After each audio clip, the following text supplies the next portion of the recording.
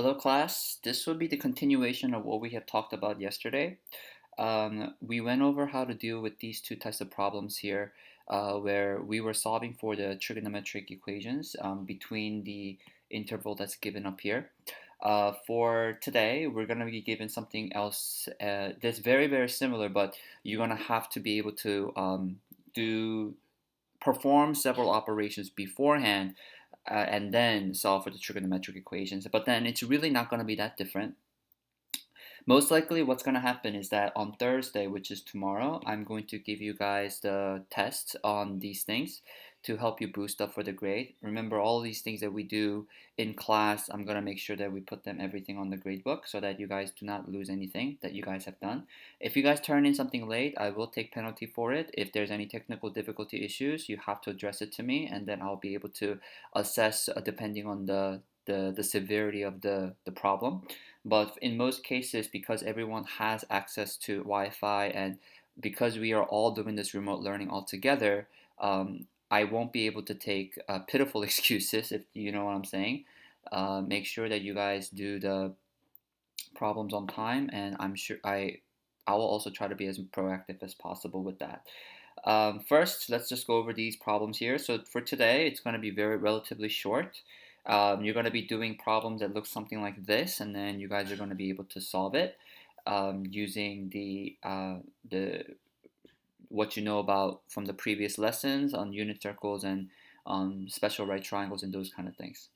So for number 13, remember that we're given in degrees, and we always have to first ask ourselves, which quadrant are we in? That is our always the first question.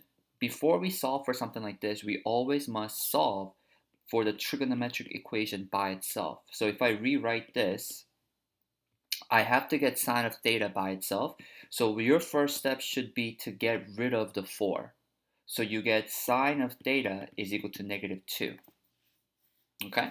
Now, if you were to take a look at this value here, what you're going to see is that no matter where you go on the unit circle, sine of theta cannot equal -2 because the lowest that it possibly goes down to is -1 and the highest that it goes to is +1. Remember guys that I told you that in unit circle your x value is cosine and your y value is sine. Cosine of theta and sine, they both go to the highest as +1 and -1 to be your lowest. So if I get something like this, and if you can do this in the calculator too, if you do inverse sine or arc sine for that matter of -2, you will get an error message. Why? Because it simply cannot go up to or down to -2. So this question you will say it's no solution. And that's it.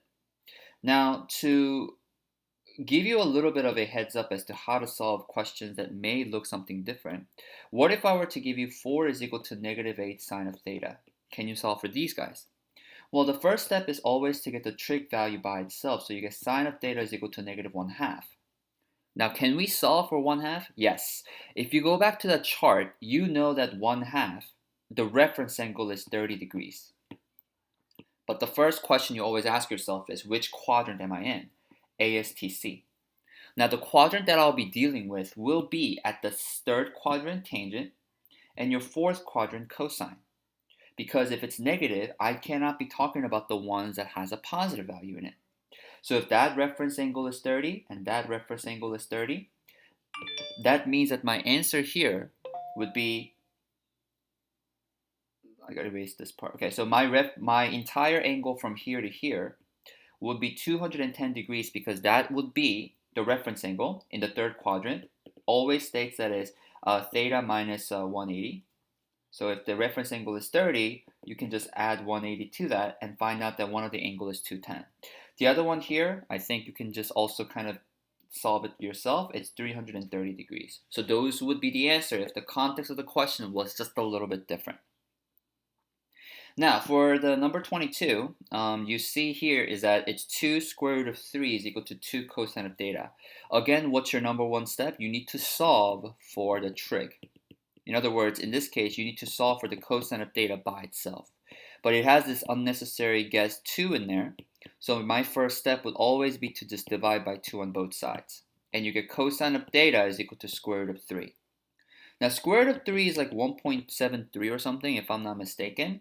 But if you take a look at ASTC once again, a unit circle only goes up to 1 and -1 for your x values also. So for this one, once again, you will have no solution. And please try cosine, r cosine of 1.73 or r cosine of square root of 3. I guarantee you will get an error message for that one because it just simply cannot go above 1. Now, if I were to change the context of the question just a little bit and say that, let's say 2 over square root of 3 is equal to 2 cosine of theta. So instead of saying 2 times root 3, I change it to 2 divided by root 3. And see how that will change how that will make it a little bit different. How do I get rid of this 2? Well, I have to divide by 2 on both sides, right? So I cancel the 2 out, and what I have is cosine of theta, and these 2's will cancel out. Cosine of theta would be equal to, not square root of 3, 1 over square root of 3 because it looks like this. And this is something that you see in your unit circle chart or your table. If you rationalize this, you get square root of 3 over 3, right? So what is the angle that gives you square root of 3 over 3? Well, it turns out that it's going to be your 60-degree side. But remember, it's in radians, so I'm going to say pi over 3 for that matter. Okay? So, I'm sorry. Actually, wait a minute. That's not true because this is not existent whatsoever here. The only way that you're going to get this is if this was tangent. I'm sorry. So I need to change not only the cosine value, but also tangent value as well. So if the tangent theta was equal to, let's say, 1 over square root of 3. So the only thing that's changing is this cosine value changing to tangent. So if it changed to tangent is 1 over square root of 3, that means that it's positive. And so which quadrant are we going to be dealing with? Well, it's positive here and here. And the reference angle is like a, well, actually it's a little bit different because I thought it was going to be cosine. Tangent of theta is equal to 1 over square root of 3. That means that theta is equal to 30 degrees or pi over 6. So pi over 6 is definitely one of the answers here. And the other reference angle that exists here, it's pi over 6 this way. So the other answer would be 7 pi over 6, and that will be the answer in terms of radians. Make sure if it's given in radians, you give me the answer in terms of radians, please. Okay, so for these two cases, what I would like you guys to do is I would like you to pause the video right now, and I would like you to solve each equation here. Remember, this is degrees, this is radians. Always first get the trig value. Number 2, find out which quadrant. 3, and then solve for those 2 answers always. For these questions that you guys have, most cases, I'm not going to say 100% of the time, but most cases you should be able to solve for 2 solutions. Okay, so pause the video now, and I would like you to try these 2 questions on your own, and then I'm going to go over them, and that's going to be it for this video. Okay, so I'm assuming that you guys got it. For the first question here, your first step is to get rid of this -2 onto the other side by adding the 2. So I'm going to add the 2 on both sides. So I get tangent of theta is equal to -6 plus root 3 over 3 plus 2. Now this 2 here, okay, I cannot add with a fraction unless what we have is a common denominator of a 3. So I'm going to change this up a little bit and say that's 6 over 3 because that gives me the same common denominator, right? So when I add this entire thing with this entire thing together, what ends up happening is that this is -6 over 3 plus square root of 3 over 3 plus 6 over 3 if I break it down. If I just separate this and this, into 2 separate fractions. This and this cancels out all the way. And so what I end up with is that its tangent of theta is equal to root 3 over 3. And I believe we have done that, the exact same question before, where when we're supposed to rationalize the 1 square root of 3. But my second step is to always find out which quadrant am I dealing with. And my quadrant that I'll be dealing with is the first and the third quadrant because it's a positive tangent value. Positive tangent exists in the tangent section. So the reference angle to that for the first one would be 60, no, I'm sorry, the opposite. Okay, so that would be 30 degrees. So my first angle would be 30 degrees, and I have to leave it in degrees because it's a degrees mode.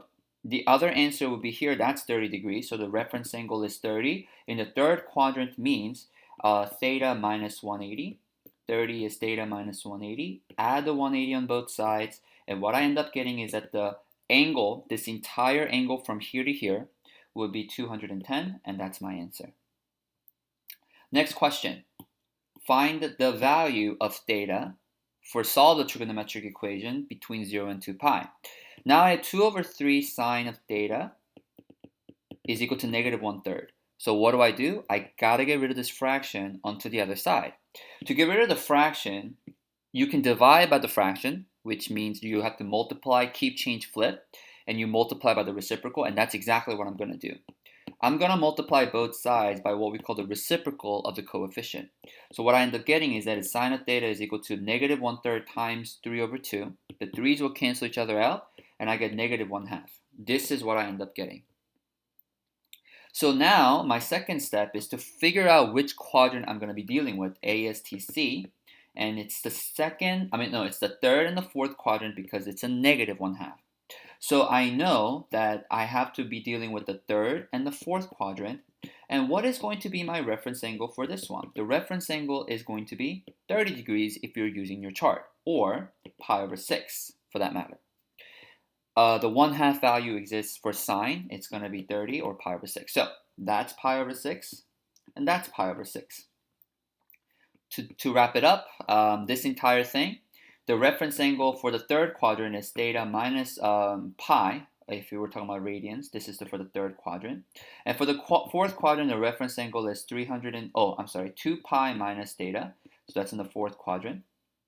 So if I were to plug in the reference angle as pi over 6 here is equal to theta minus pi, I have to add pi on both sides, and so my theta would be 7 pi over 6. And my other reference angle, this one, is pi over 6 is equal to 2 pi minus theta. So if I were to say theta is equal to 2 pi minus pi over 6, because I kind of skipped a little bit of a step there, but that's how you should do it. 12 pi over 6 minus pi over 6 gives me a total of 11 pi over 6, and that should be my other answer. Okay, so 11 pi over 6 for this one, and then 7 pi over 6 for that one. Okay, so that's how you would be able to solve a not so much different, but a little bit more complicated version of trigonometric equation solving. Hope this video helped, and you're going to be doing 4 questions for me today as in terms of homework wise. Actually, I think it's going to be 6 in total. Just finish those up for me and submit it as usual, and that should be it for today. And thank you, and please stay safe. And also, grades are due by this Sunday, not Friday, so please don't panic. I'll do my best in terms of grading wise, so please be patient with me. Thank you, and have a good day.